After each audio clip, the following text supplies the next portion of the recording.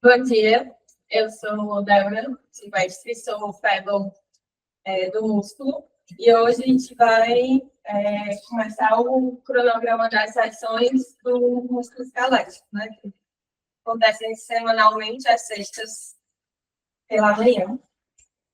E a aula inicial é ciências básicas relacionadas ao sistema do músculo esquelético, falando um pouco da embriogênese, da histologia, e em subsequência a gente vai entrando na parte da fisiologia. Então, quando tem a fecundação, né, do óvulo com o espermatozoide, tem aqueles processos de mitose, o ovo, o zigoto, mórula, blástula. Por volta da terceira ou oitava semana de gestação, ocorre o processo de gastrulação, que vai definir a gástrula. Esse processo de gastrulação é uma invaginação das células que estão presentes na superfície, e aí essa invaginação vai formar 3 camadas de folhetos e um intestino primitivo. Essas 3 camadas de folheto, elas vão dar os folhetos germinativos ou folhetos embrionários, que vão ser o suporte para a formação dos óvulos durante o desenvolvimento da gestação. Então, são 3 folhetos dos seres humanos, né? O ectoderma, o mesoderma e o endoderma. O ectoderma ele vai dar origem à epiderme, aos anexos epidérmicos, ao sistema nervoso e às cavidades. O mesoderma vai dar origem à derme, aos tecidos conjuntivos do sistema esquelético, do sistema muscular, circulatório, linfático e reprodutor. E o endoderma, ele vai ser responsável pelo revestimento interno dos órgãos, principalmente sistema respiratório e sistema reprodutor. Então, aqui é a representação, né, do ectoderma, do endoderma e o mesoderma, né, que vai dar o tecido conjuntivo do sistema circulatório, linfático, muscular e esquelético. Hoje nós vamos focar na nossa aula na parte do sistema esquelético. E aí a gente vai começar pelos R1, R2, R3, como faremos com você. Eu não, quando não. Você é professor e chefe. Quem começa? Então, quem é que se sente mais à vontade de começar falando sobre essa imagem? É só para você já ler. Na terceira semana do desenvolvimento químico, né? Começar a formação do digital.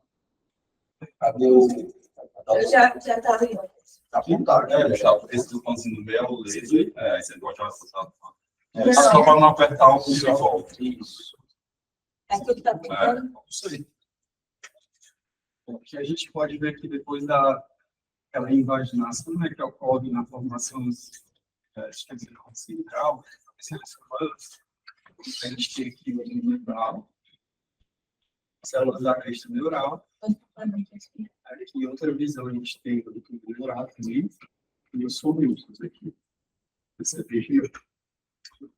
Nessa parte amarelinha, que é o que a Débora falou, do mesoderma da placa lateral, e esse aqui. E esse aqui são os somócitos. Isso vai dar origem ao quê?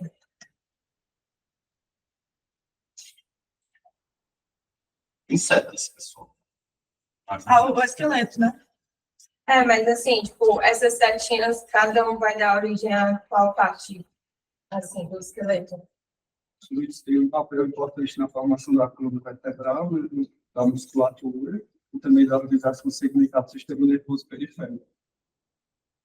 Só falando assim especificamente, né, as células da crista neural, elas vão dar origem à dentina e ossos, assim como também cartilagem da face e do crânio.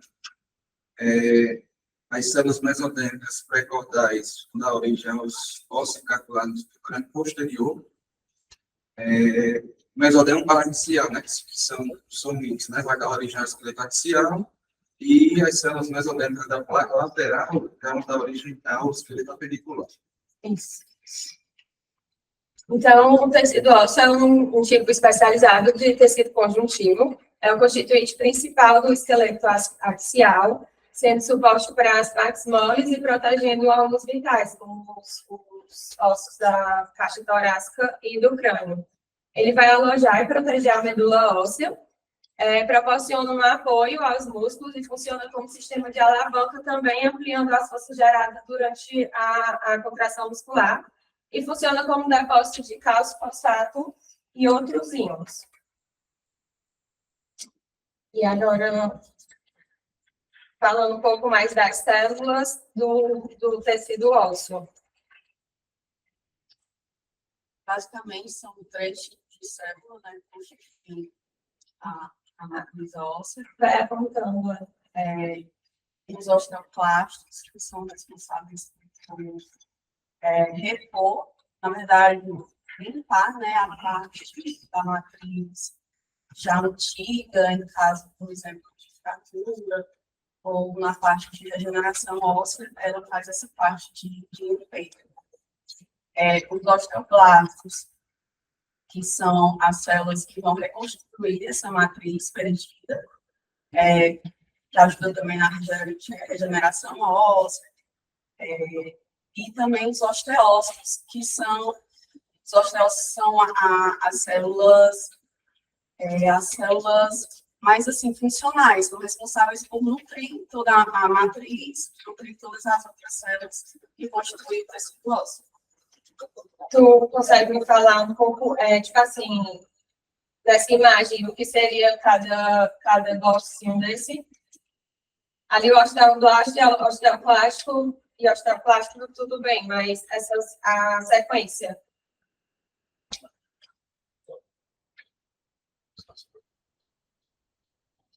Aí é uma origem das células ósseas, né?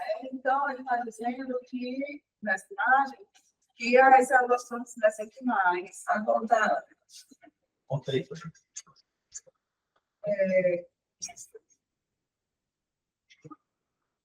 Células tronco mesenquimais vai dar origem aos precursores osteoblásticos.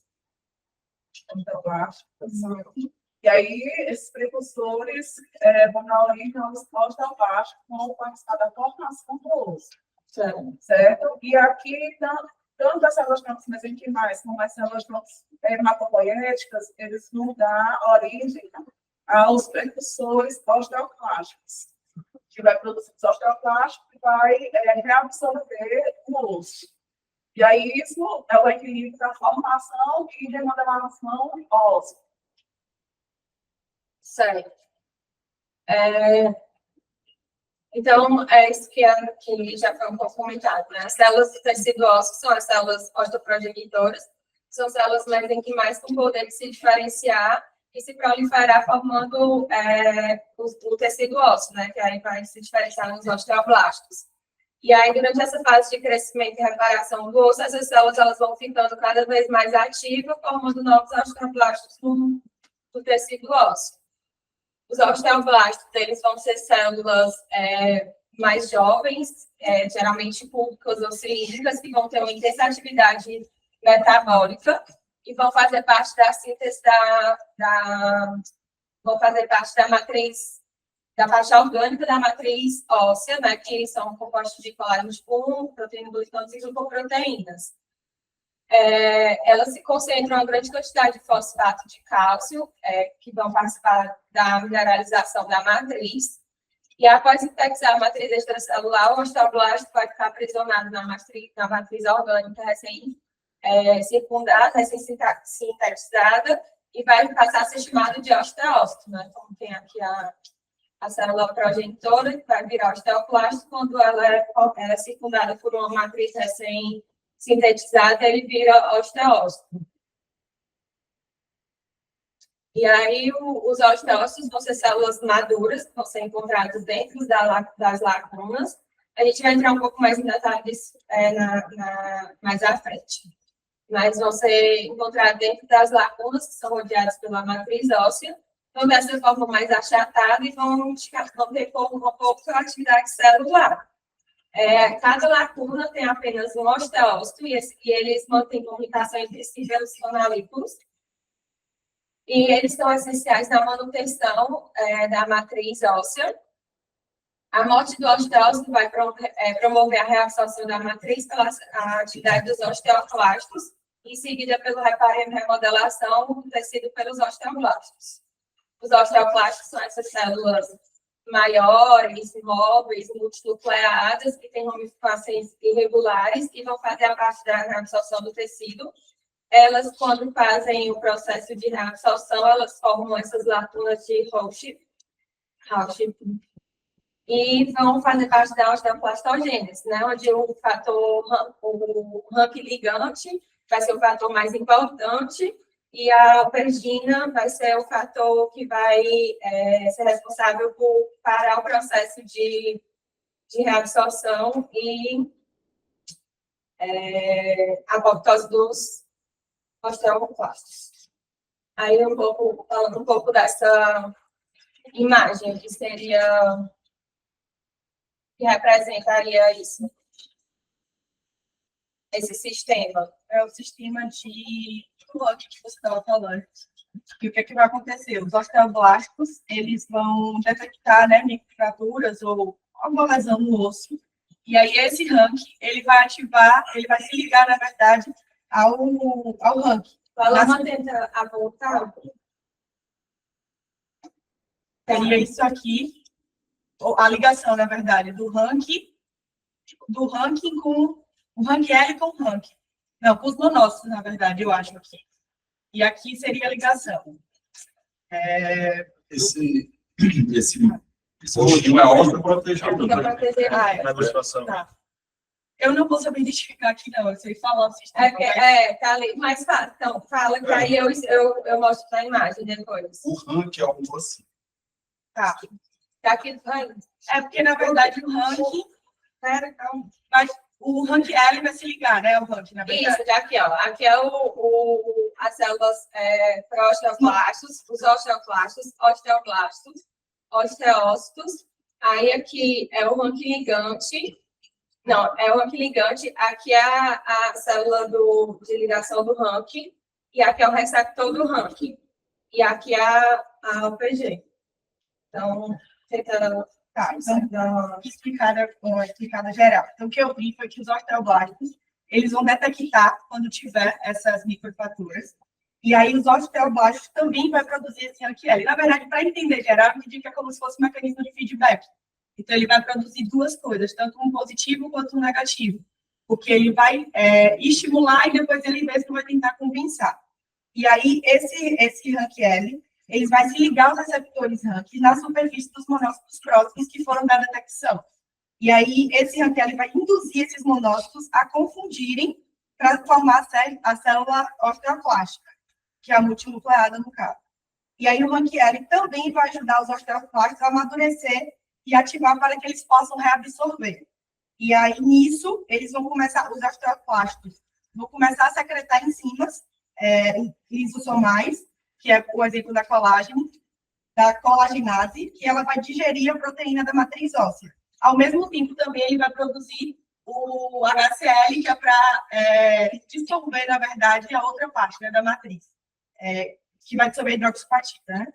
E aí, ele vai resultar, na verdade, em furos na superfície óssea, que vai ser justamente essas lacunas que você falou, que elas são formadas de Roche, né? E aí, depois disso, vai ter essa dispersão dos osteócitos na matriz óssea, e aí eles vão, depois, né, da dissolução, eles vão ser liberados, e aí eles são ou consumidos ou fagocitados. E aí, depois disso, também, falando do mecanismo de feedback que eu compreendi, os osteoblastos também vão produzir osteoprotegerina, que ela vai se ligar também ao rank L e vai impedir que os receptores do rank atuem, que no caso vai retardar a ação dos osteoclastos. E aí, no final do processo, os osteoclastos, eles entram em suicídio, né, que comete a apoptose. E aí, após a reabsorção óssea, os osteoblastos começam a secretar uma substância, né, que é feita principalmente de colágeno, para que ocorra esse preenchimento das próprias lacunas. E aí também o cálcio e o fosfato, eles começam a se depositar para outra parte da matriz, que é a parte da hidroxapatita. E aí, basicamente, o que eu entendi do processo foi isso. Basicamente não, é exatamente isso. É justamente isso. O osteoblasto, ele vai sintetizar o rank ligante, e aqui é o rank solúvel na célula. E ele também sintetiza a OPG, né? Então, quando tem um processo de microfratura, de necessidade de reparação óssea, o osteoblasto libera o rank ligante, que vai se conectar à membrana da célula precursora do osteoclasto. E aí vai fazer a maturação dessa célula, ela vai se maturar, vai aumentar, já é multinucleada, mas vai aumentar. E vai ser responsável também por proporcionar a fixação dessa célula na parte que necessita de reparo, e vai formar um microsistema fechado, onde vai fazer a erosão e a reabsorção nessa parte do osso, que precisa ser reparada. Quando o processo de reparação ele está finalizado, o osteoblasto libera o OPG, e a OPG vai ser um fator confundidor que vai se ligar ao rank ligante solúvel na célula, impedindo que esse rank ligante se ligue à membrana do precursora do osteoclasto e mature esse osteoclasto, fazendo sempre um processo de reabsorção. E aí vai gerar a apoptose daqueles osteoclastos que estavam naquele microsistema fechado, e aí os osteoblastos vão entrar em ação para fazer a formação novamente do tecido ósseo para reparar aquela erosão que foi feita.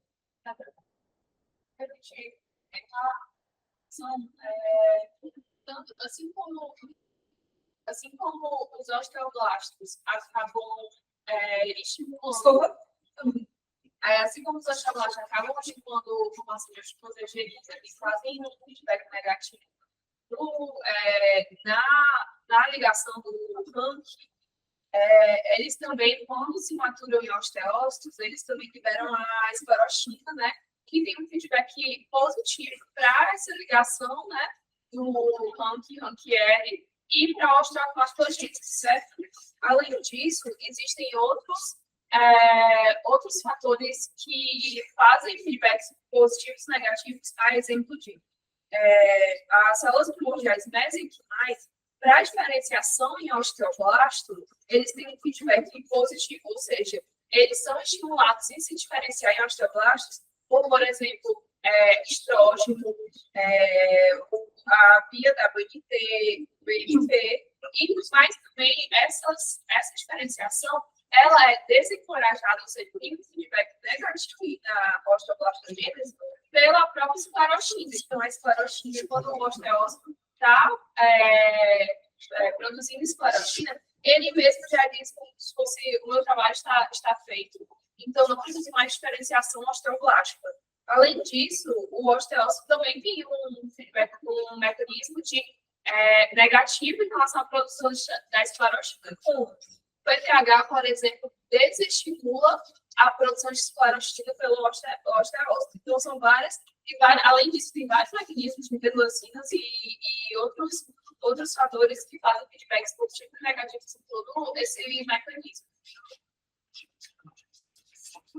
Aí, falando um pouco mais da parte da remodelação óssea, alguém vai falar desse sistema? Essa sequência? Pronto, aqui nós temos a ativação, né? Nós temos as fases, né? Do remodelamento ósseo. O remodelamento ósseo nada mais é que a substituição do osso antigo por um osso novo, né? Ele é apresentado na conservação de fratura, na atuação mecânica e também na homeostase do osso. Então, tem a fase de ativação.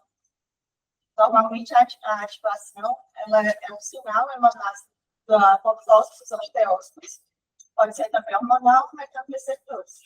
E ativa os pré-osteoclastos. Ativa os pré-osteoclastos. que ligam-se ao osso com integrinas, né? Aqui, no caso. Não, que é o cinto tá assim, certo? Pra cá. É.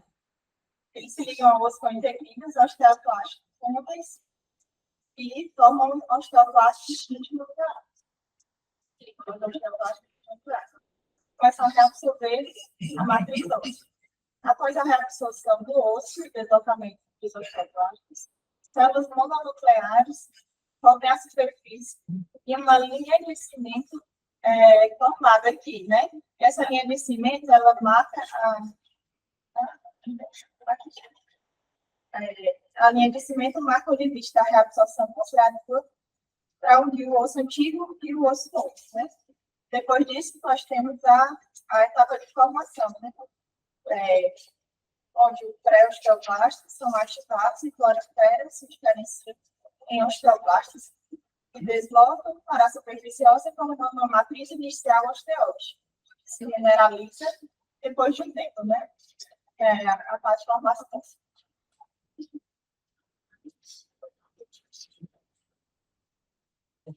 Já esse sistema, ele é conhecido como a sequência, né, de ativação, reabsorção, reversão e formação, que é justamente esse processo de remodelamento do osso. E aí, falando um pouco da matriz óssea, quem é que pode falar um pouco da matriz óssea?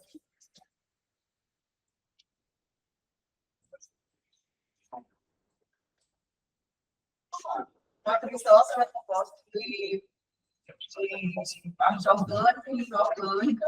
A parte orgânica são proteínas, colágenos tipo 1, e a inorgânica é a parte mineral, é formada pela maioria a maior parte é formada por cálcio e fósforo. E aí o cálcio e o fósforo vão se formar formando um fosfato de cálcio, e o fosfato de cálcio, quando se cristaliza, forma a hidroxapatita. A hidroxapatita, né, que vai dar a rigidez do osso. E aí a parte orgânica ela vai dar a flexibilidade do osso. E assim fazer com que o osso não seja osteopatíssimo, né? Assim como a Carol falou, a parte inorgânica que são a hidroxapatita compõe 73%. A parte inorgânica que é a hidroxapatita compõe 70%, certo? E os cristais de hidroxapatita e a parte orgânica, ela é por 30%, que é o osteoide. 90% a 95% são essas fibras colágenas, que a Carol bem falou, e 5% a 10% é composto de substância fundamental, né? Que é o líquido extracelular e os proteoglicanos. Isso aqui está a representação histológica da matriz óssea, né, de um osso esponjoso. Então, essa parte mais rosinha é toda representada pela matriz óssea, e aí dentro da matriz óssea, como a gente comentou antes, vão ter as células dos osteócitos isolados, né? E aí é um sistema de lacunas que a gente vai discutir um pouco para frente. E aí, falando um pouco das partes ósseas, né, da formação. O que representaria cada um desse box e falando um pouco das estruturas, né?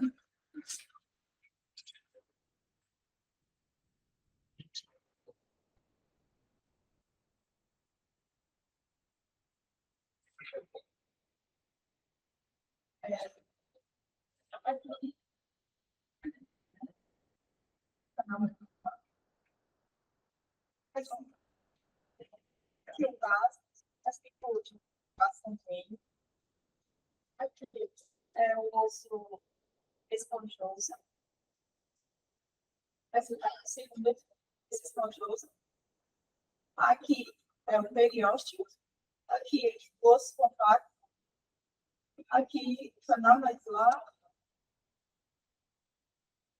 E aqui mais longe. Certo.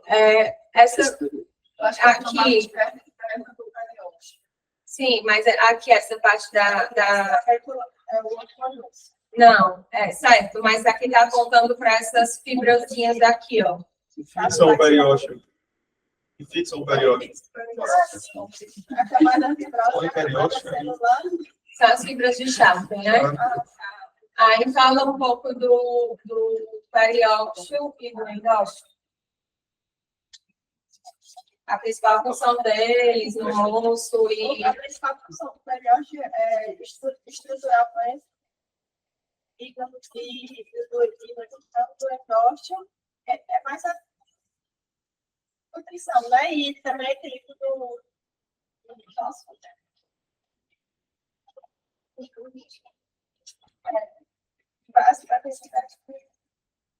O periódico vai conter só essas as fibras nervosas, também tanto os osteoblastos quanto os osteoblastos. Aí vai proteger o frio, também auxiliar com as cores. O periódico também vai ter função na questão do crescimento posicional e também vai estar fraturas. Já o endósteo, ele vai cobrir mais essa superfície interna, pós-cortical, e ele vai também auxiliar na questão da parte dos canais visuais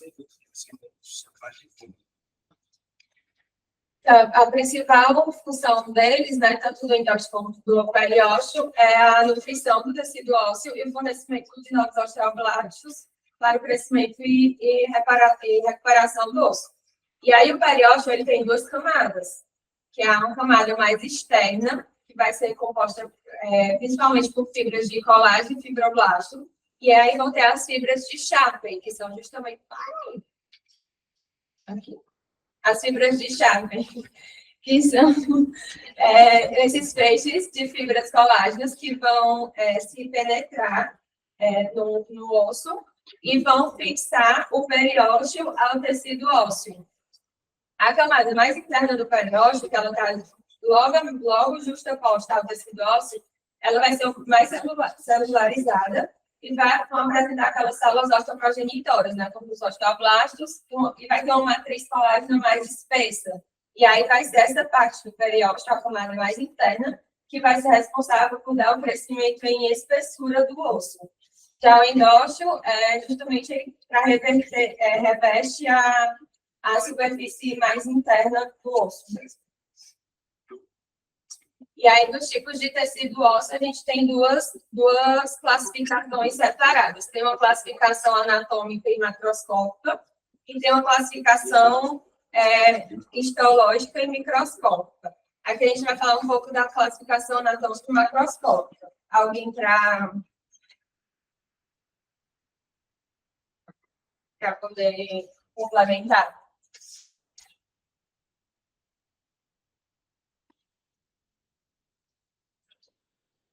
Tinha aqui a conta como se fosse na parte da Ela vai querer mostrar o curso cortical e o curso Isso. Aí fala um pouquinho de cada, do osso trabecular e do osso compacto.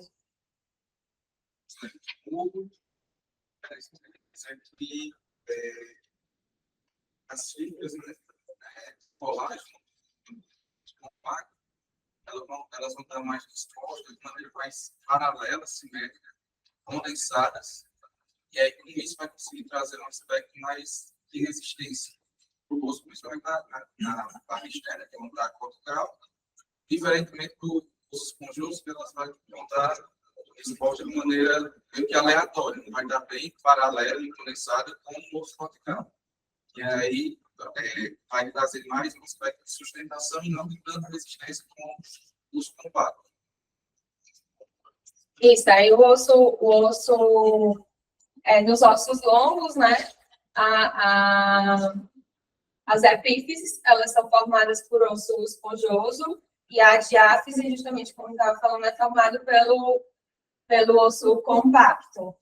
E nos ossos chatos, ela vai constituir a válvula craniana, né, que vão ter as camadas de osso compacto. As tábuas internas e externas são separadas pelo osso esponjoso. Aqui é mais uma apresentação, né, do osso da medula óssea vermelha no osso esponjoso Aí tem o periósteo, né, que a gente acabou de discutir, com a cavidade medular e o osso compacto. E agora um pouco da classificação histológica microscópica.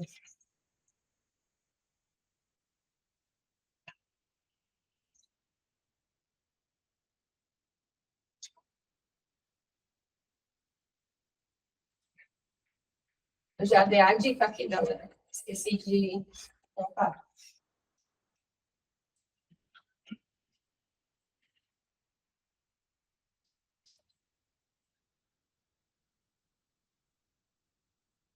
E a gente tem a representação tanto do osso imaturo como do maturo, né?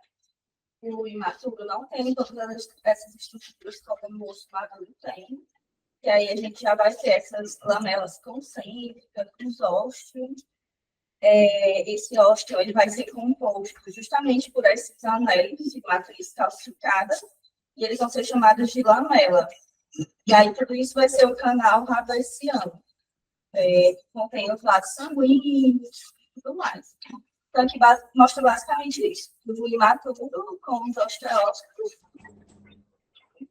o maduro com as lamelas intersticiais, sistema rabaciano, representação dos canais de reabsorção, osteoclastos, e o ósteo, como eu falei, com as lamelas concêntricas. E aí, só sintetizando do que ela falou, é que essas lamelas elas vão estar dispostas circunferencialmente em torno de um fino canal, certo? Essas lamelas, cada lamela dessa é composta por um osteócito. E aí, eles estão organizados dessa forma circunscrita nesse canalículo. Esse canalículo é chamado de canal de Raven, certo? Os osteócitos, eles se nutrem entre si, trocam íons entre si, através de estruturas finas, chamadas canalículos. E aí, entre essas lamelas que são formadas, manda a nutrição que sai do centro, né, desse canal de Raves para se espalhar de forma radial, ela é feita pelo canal Chiboltman, né? Certo, dá uma segurada que aí é o próximo slide. Então, aqui é a diferenciação do tumor ósseo primário, que é o imaturo, e o tumor ósseo maduro, né? Então, o tumor ósseo primário, que é o imaturo, ele vai ser... Tumor não, desculpa, tecido. Desculpa, o tecido ósseo imaturo e maduro, que é o primário e o secundário ou lamelar. O primário, ele vai aparecer principalmente nos fetos, né? Vai estar predominantemente nos fetos, e ele tem essa disposição mais desorganizada da sua estrutura, da sua anatomia. No adulto, ele vai ser raramente encontrado, vai ser visto apenas mais na cavidade oral adulta, nas fossas dos alvéolos dos dentes. E constitucionalmente, são fibras de colágeno que são distribuídas em direções aleatórias, sem formar essas lamelas, né, como a gente vê no maduro. E aí eles possuem também uma menor quantidade de minerais e uma maior proporção de osteócitos em comparação ao osso maduro. Já com relação ao osso maduro, ele vai ser mais encontrado predominantemente no adulto, né? E aí a sua principal característica é porque essas fibras colágenas, elas são organizadas em lamelas, que ficam paralelas umas às outras e se dispõem em camadas concêntricas, né?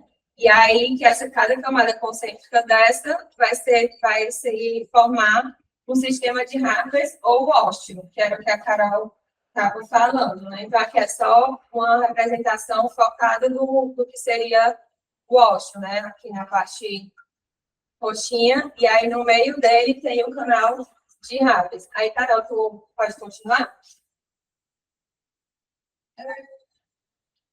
É basicamente aquilo que tu já falou, mas é mais dar nome às estruturas. Vamos mostrar as estruturas que é cada um, né? Aqui.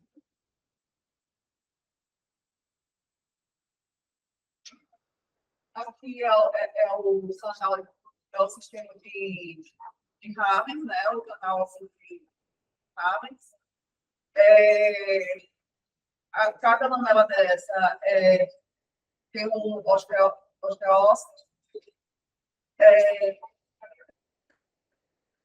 periódico. Né?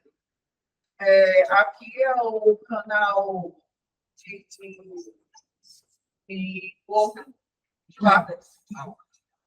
Fabers, e aqui é o canal de Volkmann. E o circulação sinal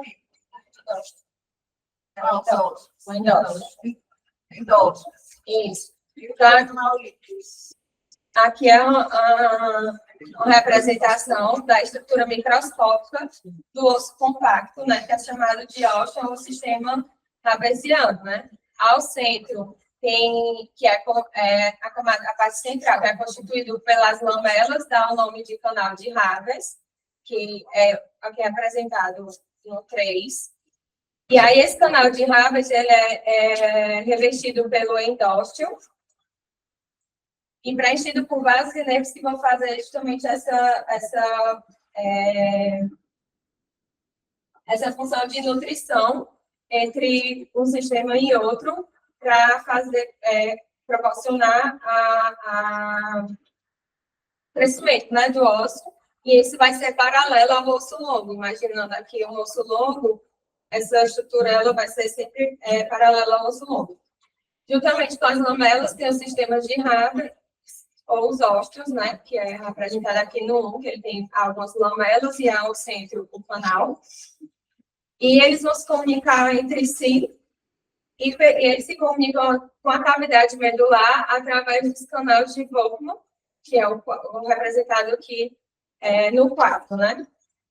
Os canais de Volkmann, eles vão ser geralmente transversais ou oblíquos, em comparação aos canais de Havers, e eles também vão possuir vasos e nervos no seu interior, mas eles não vão ter essas lamelas concêntricas, como tem no sistema de Havers.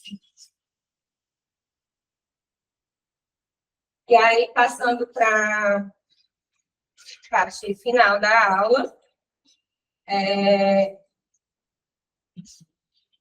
a gente tem temos dois tipos de osso, né? O osso compacto e o osso esponjoso. E aí a gente tem dois tipos também de ossificação. E aí eu queria alguém para falar um pouco sobre esse primeiro tipo, no caso. Pessoal, aqui são a explicação dos processos de ossificação. O processo de ossificação, no caso, intramembranoso, também chamado de mesenquimal. E aí são os seguintes estágios. O primeiro estágio é a formação do centro de ossificação, que é o agrupamento dessas células mesenquimais. A seguir, elas amadurecem, né, e formam uma calcificação, por assim dizer, que é a diferenciação dos osteoblastos, né, e a precipitação de sais amórficos, certo? Aqui, como osteócito. No terceiro, aqui a criação do osteoide, né, a formação do trabeculado, certo? Com as estruturas que estão amadurecidas. E o quarto é o desenvolvimento do periósteo, certo? Nós vemos também aqui que a plano de osteoblastos, a diferenciação em osteócitos, a mineralização hidroxapatita, condensação das células mesenquimais periféricas com a formação do periósteo vascular e o amadurecimento dessas trabéculas. Então, é justamente isso, o tipo de ossificação intramembranosa, né? A gente explicou muito bem. Aqui seria o princípio dela, onde as células elas vão começar a ficar mais agrupadas no tecido conjuntivo mesenquimal e é formado pelas células osteoprogenitoras, que vão se diferenciar secretando a matriz do tecido ósseo não mineralizada, que são os osteoides. aqui o laranja, o rosinha mais claro. E aí, no processo seguinte, os osteoblastos vão se acumular na periferia desse osteoide e aí vai fazer uma classificação dessa matriz que era não mineralizada. E aí, no interior desse sistema, vai se diferenciar em osteócito, né? No C, a representação já de um tecido ósseo recém-formado, imaturo, com trabéculas mais espessadas, revestidas aqui de osteoblastos e células endosteais. E no D, já é o processo de crescimento adicional e remodelação do osso imaturo e distribuição por lamelas, né, em um osso maduro.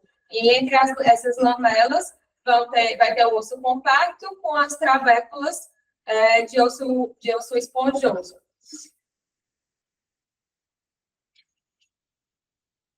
Aqui é só o resuminho do que a gente já falou. E aí, o outro tipo de ossificação. Então, aqui a ossificação endopondral, né? Que é o modelo da cartilaginoso, começa primeiramente, com o desenvolvimento desse modelo cartilaginoso, que é dissertado no período, é um mesênquima condensado, altamente vascularizado, e aí ele cresce, se desenvolve, né?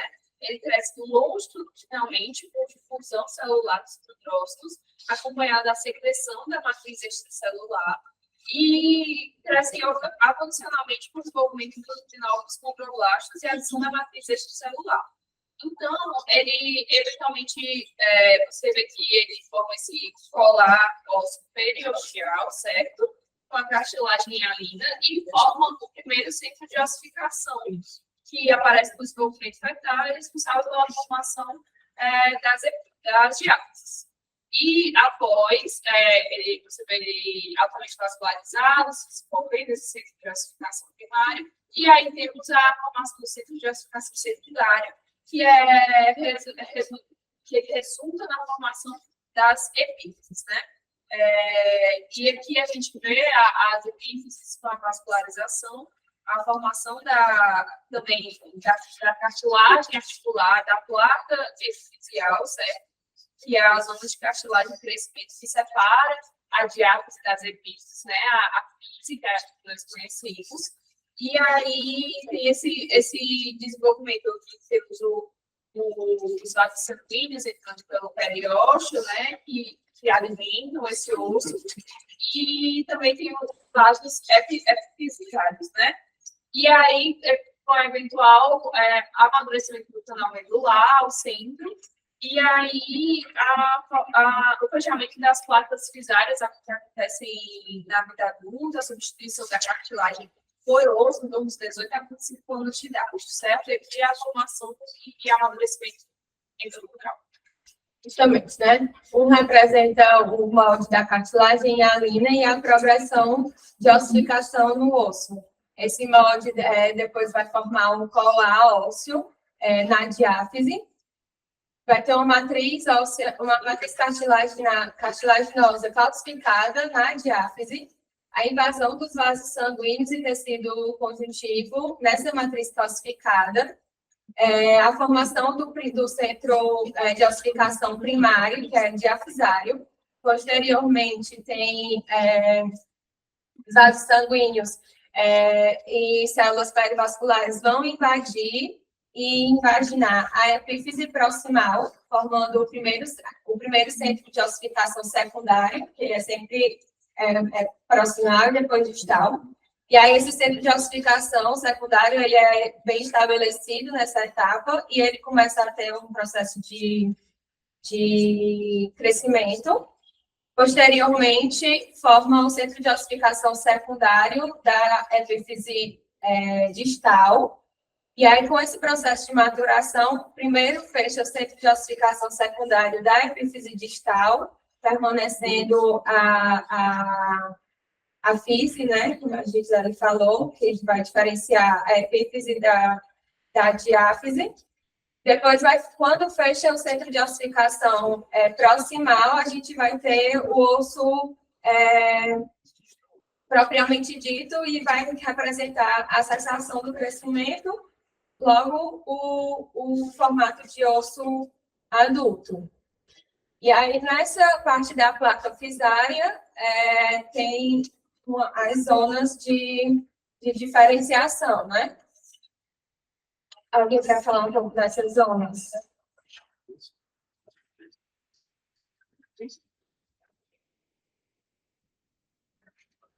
A gente tem aí essas zonas de diferenciação, né, do disco fisário, aqui representada. Primeiro, a gente tem a zona de repouso. Aqui, a zona de repouso. Essa outra seria a zona seriada. Zona hipertrófica, de calcificação e de ossificação. Então, tudo isso seria a formação desse disco aqui, epifisário, formando essa parte do osso jovem que vai desaparecer do passado. E cada zona dessa, ela é o quê? Cada zona. Sim, a zona, no caso de repouso, seria onde existe a cartilagem alina. Não tem qualquer transformação morfológica nessa zona aqui. Logo em seguida, é a zona seriada ou de proliferação, formada pelos condrócitos, que vão se subdividir rapidamente. Vai formar essa fileira aqui paralela, de células achatadas, empilhadas, longitudinalmente. Logo em seguida, com a zona de cartilagem hipertrófica, essas cavidades de condrócitos vão aumentar de tamanho, né? E vai ter a morte de alguns condrócitos por apoptose, para formar essa zona calcificada, né? Que é onde ocorre a mineralização da matriz cartilaginosa. Vai terminar com mais morte de apoptose de condrócitos e, por último, a zona de ossificação, que é onde acontece a formação do tecido ósseo propriamente dito. Isso. Aí, como a Zé também exatamente isso, como a Zé também já falou, os epifisários, né, eles vão estar presentes e ativos no crescimento e eles vão terminar essa atividade por volta dos 18 a 20 anos, quando vai ter o osso maduro, né, o osso já de adulto, a ossificação finalizada. E por hoje era isso. Só para lembrar, né, que isso está explicando, né, o crescimento ósseo do adolescente, da criança adolescente. Continua crescendo porque existe essa camada, né, de cartilagem, né, e ela continua crescendo. Se você tem um trauma, por exemplo, um trauma, um Sauber Harris 1 ou 2, eventualmente a ossificação precoce, isso aí, uma mudança do padrão ósseo ali, certo? Você não vai, esse crescimento não vai acontecer, com o seguinte, você vai ter um membro menor que o outro. Certo? Então, só para explicar, né, que pode acabar aí. É isso mesmo, né? É. Então,